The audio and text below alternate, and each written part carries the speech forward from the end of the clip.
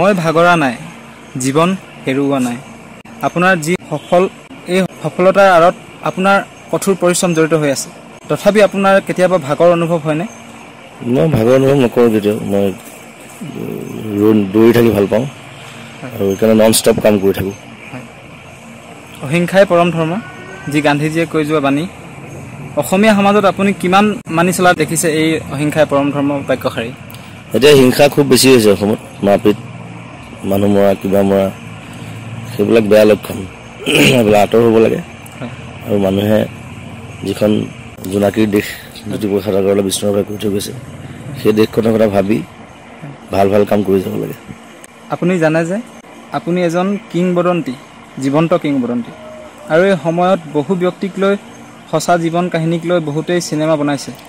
আপোনাৰ চিনেমাৰ প্ৰতিও সংগীতৰ সমানেই কৰ্তব্য আছে বুলি ভাবোঁ আমাৰ অসমত। আপুনি নিজৰ জীৱনটোক লৈ এখন চিনেমা বনোৱাৰ কথা ভাবিছেনে কেতিয়াবা? যদি ভাবে, অসমৰ ৰাইজে হয়তো বৰ ভাল পাব।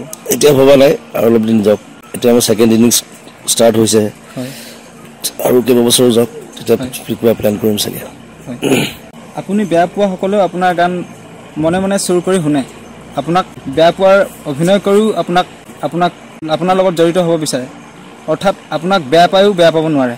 আপুনি তেনে এজন ব্যক্তিত্বৰ অধিকাৰী ব্যক্তি বুলি আমি ভাবোঁ।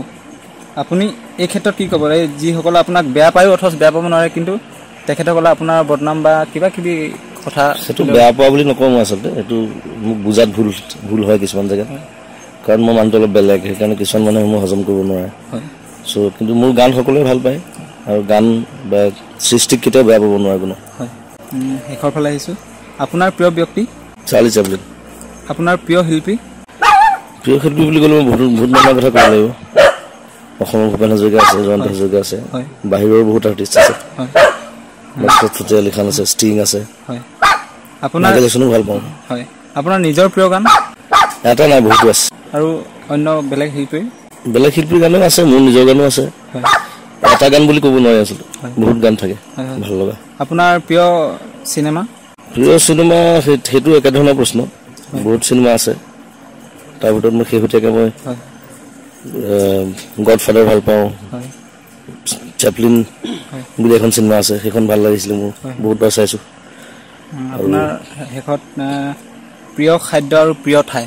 মই মাছ খাই ভাল পাওঁ বেছি, আৰু অৰুণাচলৰ টাৱাং মোৰ খুব প্ৰিয় ঠাই।